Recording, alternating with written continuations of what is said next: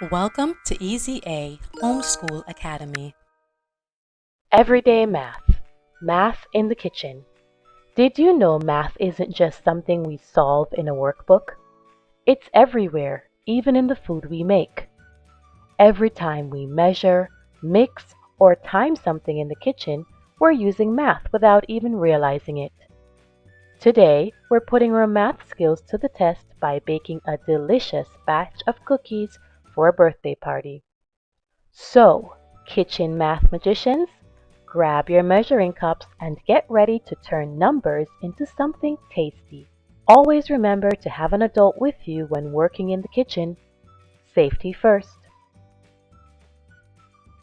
Let's take a look at this delicious chocolate chip cookie recipe and see how math fits right into our cooking. Here's what you'll need. 1 cup or 2 sticks of butter softened, 1 cup granulated sugar, 1 cup brown sugar packed, 2 large eggs, 2 teaspoons vanilla extract, 3 cups all-purpose flour, 1 teaspoon baking soda, half teaspoon salt, 2 cups chocolate chips. Now let's talk about measuring cups. Each one of these represents a different fraction of a cup. This one right here measures 1 full cup, and this smaller one measures 1/2 cup. To fill 1 full cup using the half cup, you'll need 2 scoops. Next up, we have the 1/3 cup measuring tool. This means it takes 3 scoops to make a full cup. Finally, the 1/4 cup tool measures a smaller amount, and it would take 4 scoops to make a whole cup. See how fractions can help us measure out exactly what we need for our recipe? Now that we understand measuring cups, let's talk about 2 smaller units of measurement that we use all the time in recipes: tablespoons and teaspoons.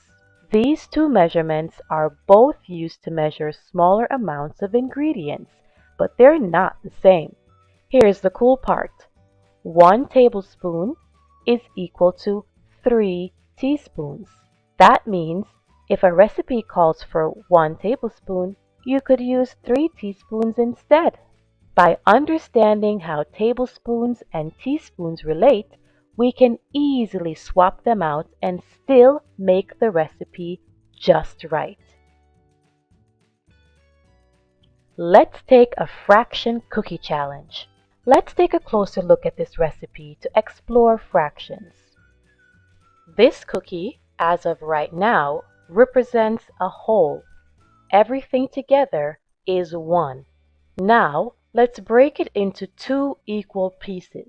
Each of these pieces is called 1/2. We have divided the cookie in half, and each piece is a fraction of the whole cookie. Next, let's divide it into 3 equal parts. Now, each part is called 1/3. We're getting more precise with our fractions as we keep dividing. Let's break it one more time into 4 equal parts. Now each piece is called 1/4. This is the smallest division we've made so far. Here's something really cool. We can put all the broken pieces back together to form a full cookie again. This shows how fractions work. Each part adds up to make one whole. Did you know that fractions can be equal in different forms? For example, if we take 2 1/4 pieces, they come together to make 1/2. 2 smaller pieces can combine to make a larger one. What does it mean to double a recipe? The recipe we have right now makes enough for about 24 regular-sized cookies. But guess what? We checked the guest list and we have even more people coming to our party than expected. So we need to double the recipe. That means we're going to make twice as many cookies as the recipe calls for. Let's take a look at the recipe again and see what happens when we double it. The original recipe calls for 1 cup butter. If we were to double it, then we would need 2 cups of butter. In the original recipe, we needed 1 cup granulated sugar. If we were to double it, then we need 2 cups granulated sugar. Let's look at the teaspoons of vanilla extract. In the original recipe, we needed 2 teaspoons of vanilla extract. Now, in the doubled recipe, we need 4 teaspoons of vanilla extract. Let's look at the amount of salt. In the original recipe, we needed ½ teaspoon of salt. Now, in the doubled recipe, we need 1 teaspoon of salt. To double a recipe, all we need to do is multiply the original amounts by 2. By multiplying everything by 2, we're able to make twice as many cookies and serve all our guests. A closer look at our recipe. When following a recipe, the ingredients list is just as important as the steps we need to follow to make sure everything turns out perfectly. Now, let's take a look at the instructions for our chocolate chip cookies. Instructions. 1. Preheat oven to 350 degrees Fahrenheit or 175 degrees Celsius. Line a baking sheet with parchment paper. 2. Cream, butter, granulated sugar, and brown sugar together in a large bowl until light and fluffy. 3. Add eggs one at a time, mixing well. Stir in vanilla extract. 4. Combine flour, baking soda, and salt in a separate bowl. Gradually add to the wet ingredients, mixing until just combined. 5.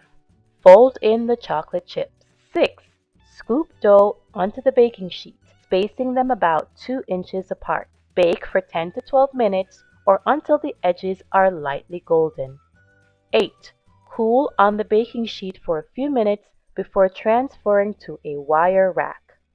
Now that we have our instructions, it's time to bring everything together and start baking. Baking time math. Now the cookies go into the oven and need to bake for 10 to 12 minutes. Let's go ahead and set the timer for the maximum time of 12 minutes. But wait, let's think about how we can break that down. I like to check on my cookies halfway through the baking time.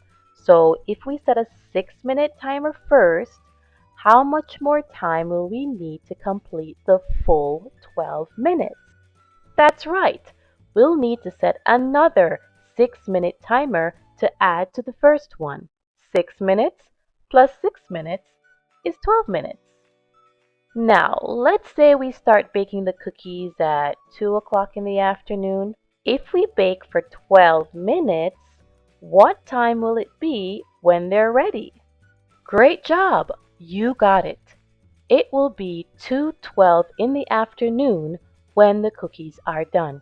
See how math helps us keep track of time while baking? We just used elapsed time to make sure our cookies are baked to perfection. While the cookies are baking, let's review. Today, we've used so many important math skills in the kitchen. Measuring and fractions.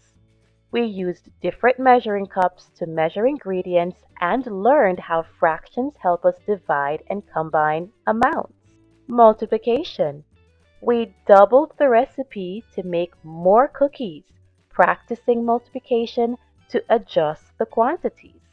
Elapsed time.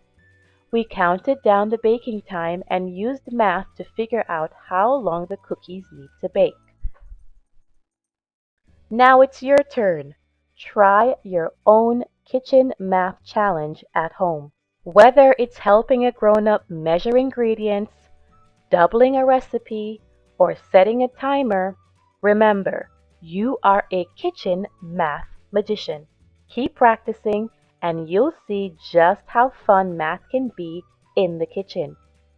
Use the recipe in today's episode to make chocolate chip cookies with an adult at home. Wow, these cookies turned out amazing. I hope you enjoyed this kitchen math challenge. See you next time for Everyday Math. As always, thank you for watching. Tell us what you want to see next. Email ezahomeschoolacademy@yahoo.com. Like and share our videos. Please subscribe to our channel.